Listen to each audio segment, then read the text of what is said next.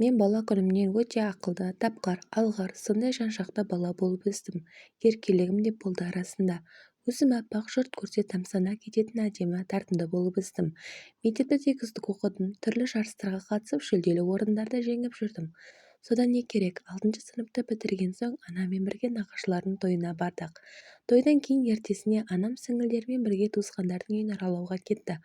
Өмірден өткендерге көңіл айту үшін. Ал мен нағашы көкемнің үйінде жеңгемен бірге қалдым. Үйінде екеуміз ғана. Түскі астың уақыты келді.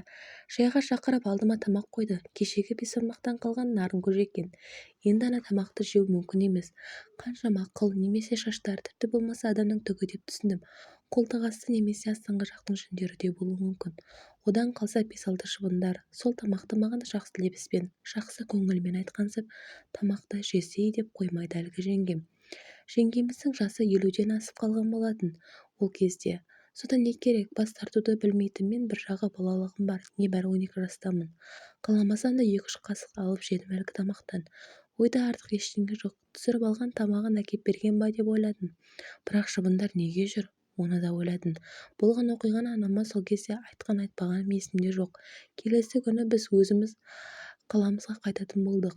Менің 3 пакет киімім бар еді. Тура жолға шығарда жаңағы жеңгеміздің үйінде өткір киімдерді таппай қалдық. Көзге бірден түсетін 3 пакет киім жоғалды. Ешкім білмейді. Мейлі деп көз жұмдық та жол тарттық. Ертесіне аман-есен жеткен соң анам нағашы әжеме хабарласты. Сөйтіп әңгіме барысында әжем менің киімдерімді көргенін айтыпты. Таң сәріде дәрет алуға шықса, түнгі уақытта ғой былайша айтқанда. Менің барлық киімдерім үйдің артында далада шашылып жатыр екен. Енді қараңыздар.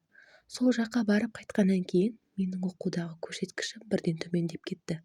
Өмір үшін маған мүлде қызық болмай қалды. Бірден емес, ақырындап өзім байқамай қалдым. Бүкіл мектеп мұғалімдері мен директорына дейін таңғалды. Ешкім түсінбейді, маған не болған, тіпті өзім де түсінбеймін. Қанша тырыссам да қайта баяғы қалпыма келе алмадым. Жылдар өткен сайын өмірге деген көзім мен жүрегімді сұлулық өсе берді. Адамдардан алшақтай бастадым. Өзімді қатты жоғалттым. Қандай іс бастасам да аяғына дейін жеткізе алмайтын, немесе көп ұзамай тастап қоятын күйге жеттім. Бірдеңе артқа тартып тұратын нема. Солай жүргенімде 17-18-ге келіп қалдым. Дуа сиқыр жайлы ойлана бастадым.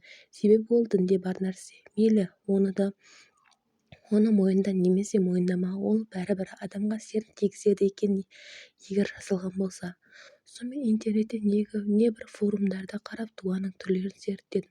Соның ішінде менің 12 жасымда жеңгем берген тамақта түнгі уақытта шашылған киім жайлы ақпараттар таптым. Алла сақтасын, қазір жасым 29-да, 17 жыл өтіпті қарап тұрсаңыздар. Ал мен дертімнен әлі айыққаным жоқ. Терең депрессия дейді ғой, сондай түскенім, қай заман не болса да үмітім зор. Бірақ суицидтік ойлар мазалап тұрады арасында. Себебі осы жасқа келіп менің ешқандай жетістігім жоқ. Сіздер мүмкін ойлайсыздар, жай ғана еріншектік деп. Жоқ, мен бәрін жасағым келеді. Мен де успешный адам болғым келеді. Бірақ әр қадам жасаған сайын ауырып қала беру, немесе өзіңді көтере алмай жатып қалу оңай емес. Бәлки араларыңызда бар шығар маған ұқсас жандар. Бұрынғы қайта оралар болсақ, мен неге сол жеңгемді дуа жасады деп ойлаймын. Себебі тойдан кейін анам мен жаңағы жеңгем сөзге келіп ұрысып қалған екен сол кезде. Мен ондай жағдай болғанын кейін білдім. Содан кейін болған жағдайлар да себеп болды менің солай ойлауыма. Жақында кескен шын тиген немесе дуаланған адамдарды оқитын бір кісіге бардым. Ол кісі саған 3 дуа жасалған. Соңғы 2017 жылы жасалған екен. Көре алмаушылықтан әйел кісі жасаған деді. Білмеймін шынымды айтсам. Не өзімнен көрерін, не өзгеден көрерімді. Үйленгім де келеді, бірақ өз жағдайыма қараймын да қош деймін. Бір қыздың тағдырын құртып қайтемін деп. Бұлай сырттай көрген болсаңыздар, ойламайсыздар мені осындай қиыншылығы бар екен ғой деп. Сиқыр, дуа жайлы білімі жоқ адамдар пікір жазбай қойса екен. Алла баршаңызға жеңілдік берсін. Мен әлі де күрес үстіндемін және жеңіп шығамын деп үміттенемін. Аман болыңыздар.